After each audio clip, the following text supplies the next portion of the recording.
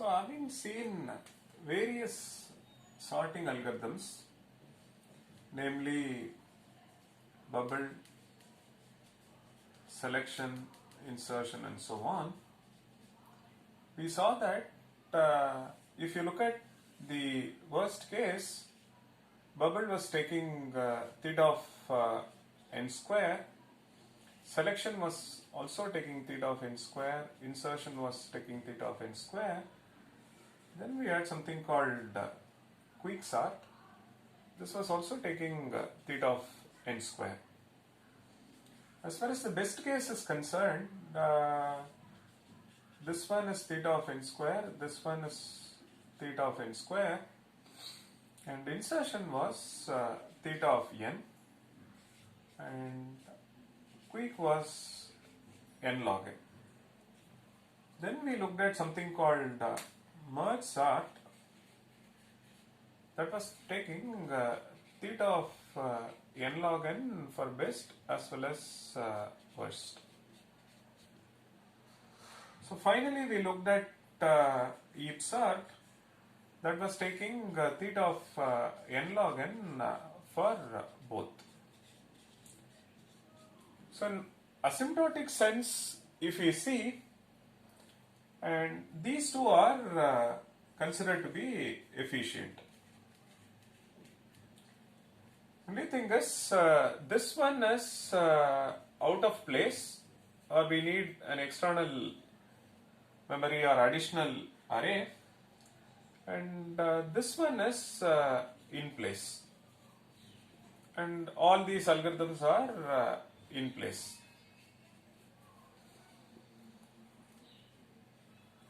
Okay. Now, if you see that, if you look at heap sort, it is taking n log n for both worst and best case, which means one can conclude for all inputs the heap sort incurs theta of n log n. But when you see that there is a mismatch between best case and worst case, for example insertion and selection, we cannot make this statement. Whereas if you look at these two, it is same, so I can say for all inputs, bubble and selection takes theta of n square. Whereas for this one, it varies from n to n square, because the input that we give, it may be already sorted or it is almost sorted. And so things like that, then n log n we get it if it so happens that the split is balanced split at every iteration, something like n by 2, n by 2, n by 4, and n by 4. So if it is so balanced, then we get to see that it is n log n. So if you look at insertion and quick, so the time complexity varies according to the input.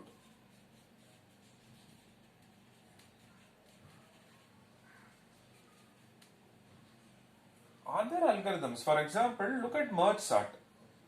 Say the input is already sorted. Does it really look at the input? No. And it is almost sorted. Does it really look at the input? No. It keeps dividing the input into two subproblems, each of size n by 2, and then start merging the sorted array using the merge routine. So it is not really looking at the input at all. It keeps dividing it until it sees t of 1 subproblem. Then it starts merging the solution in bottom-up fashion.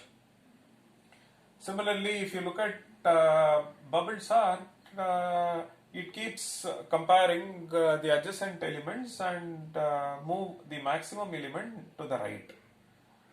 And selection, it scans and find minimum or maximum at each iteration. So even if the array is already sorted, the number of comparisons remain the same. But the number number of swaps may vary depending upon the input. Okay, so as far as the fundamental operation is number of comparison, and the focus is on number of comparisons, as far as number of comparison is concerned, no.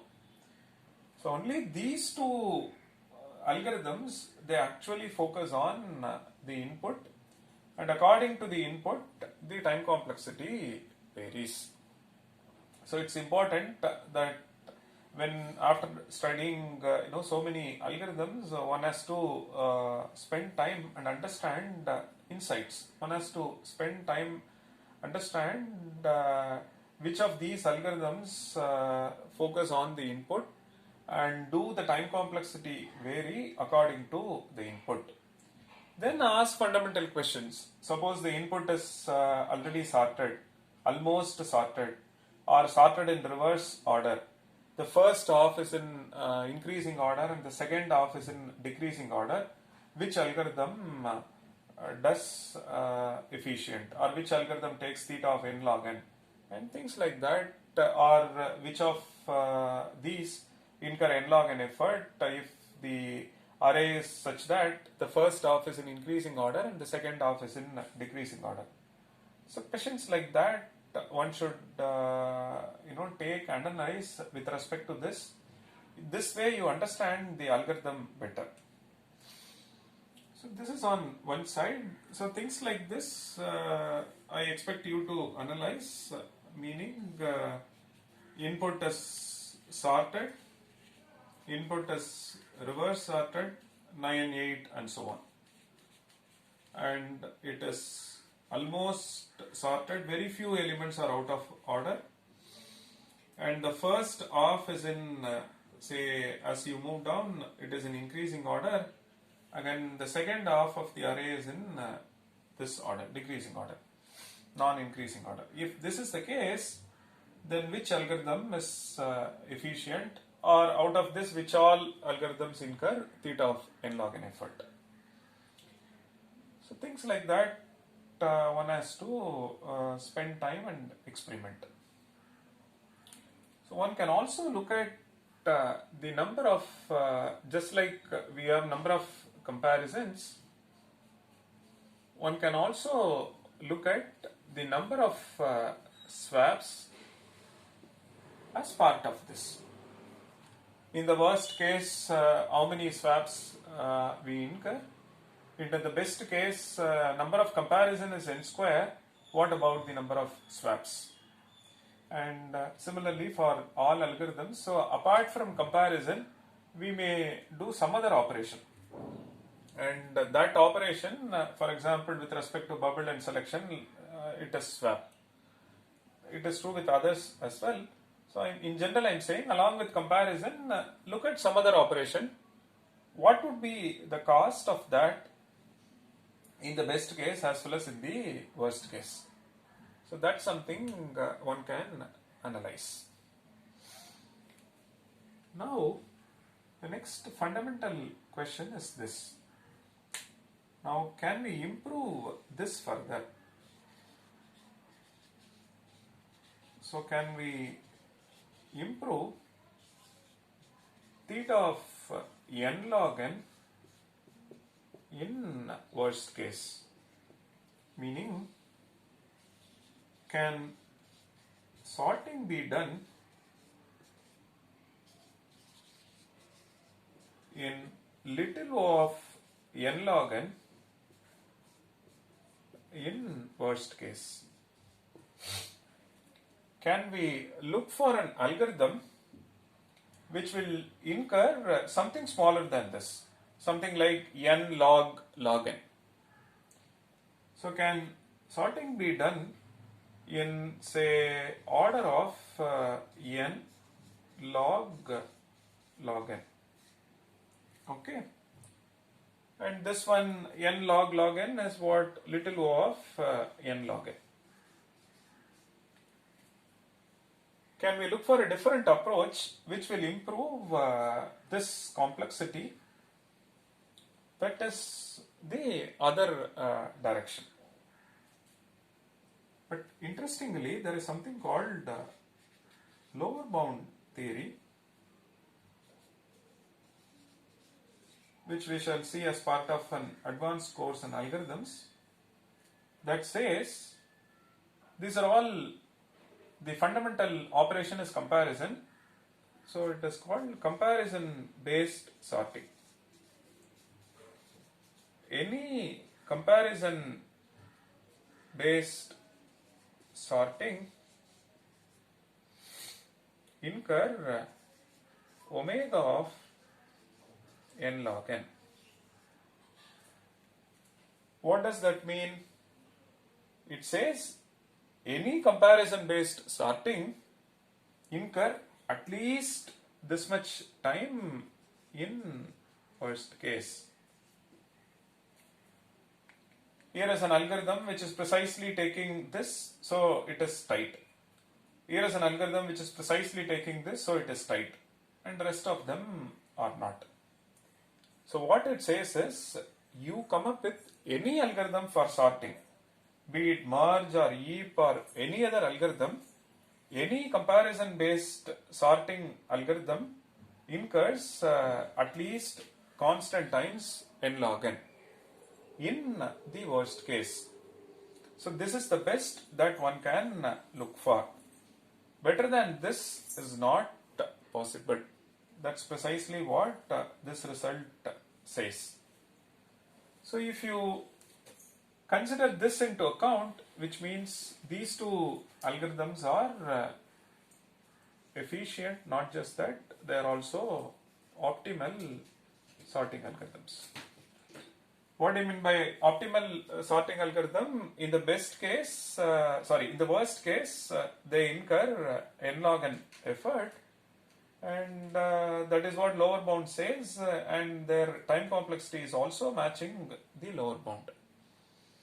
If your analysis is matching the lower bound, then your algorithm comes under this category, optimal sorting.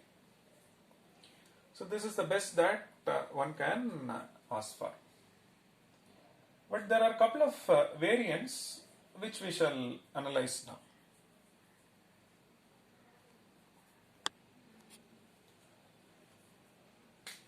One can look at this variant, so which means restriction on the input. Restriction on the input. So we say, if you look at the question sorting, it says a1 to an can be any integer, but we say for all ai comes from a fixed range, where k is a fixed integer. So it comes from a fixed range, say 1 to k. And if this is the case, something like there are n values or n keys, and they all come from say 1 to 100 or say 1 to 1000. If this is the case, can sorting be done better than this? Can sorting be done in little o of n log n in worst case? Answer is yes. So there is something called counting sort. There is something called radix sort or bucket sorting. And you see that these two, they actually solve the problem in little o of this, most importantly the worst case. Fine, so this is something one can look at it.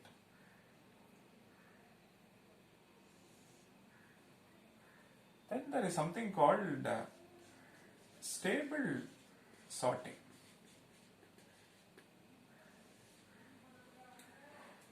Okay, what is this? You say an algorithm respects the property stableness. So look at a1, a2, so on up to an. with the condition that some AIs are repeated. So some AIs are, so they are appearing somewhere. Some AIs are repeating in the given array. So something like 1, 5, 6, 5, 5, 10, 100, minus 50, and so on. So some values are appearing more than once. If this is the case, now the fundamental question is if duplication in the given array does sorting preserve the order of appearance. What do you mean by order of appearance? This one appears first, this one appears second, this one appears third. Suppose I run insertion sort on this. Will insertion sort preserve the order of appearance? So after sorting, will it give like minus 10, minus 50 and 1, 5, 5 is this 5, then 5, 2 is this 5, and 5, 3, followed by say 6, 10, 100. So will I get this output, or will the order change? Something like minus 50, 1, and say 5, 2, 5, 3, 5, 1, 6, 10, 100. So which one we get? Suppose we get the first one. If we get the first one, then insertion sort is stable. If insertion sort gives, say, this one, then it is not stable or unstable algorithm. So how are these algorithms behave when you have multiplicities? A key or a value is appearing more than once. So you can imagine like this. These are all something like processes, and each one is having a priority. Now I'm sorting so that I get to know who gets the higher priority, next higher priority, and so on.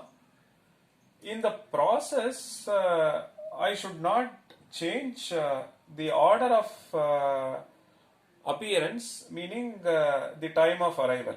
So that is order of appearance, right? I should not change the order of appearance or the time of arrival for keys or jobs or processes having same priority. So that's precisely what this question is focusing on. That is equivalent to asking if I follow insertion sort, is it stable? Does it preserve the order of appearance? Then is quick sort stable? Is merge sort stable? And so on. So I want you to explore this part, counting sort and radix sort. There are variants. You can look at the literature, scribe, and standard text to get to know more. Similarly, I want you to explore stable sorting. Of the sorting algorithms we have discussed, identify which all falling into stable sorting category, and why are they maintaining stable property, and if it is not, reason out why it is not.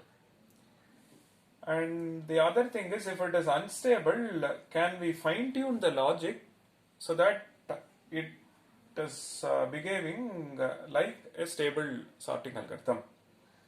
Can that fine tuning be done?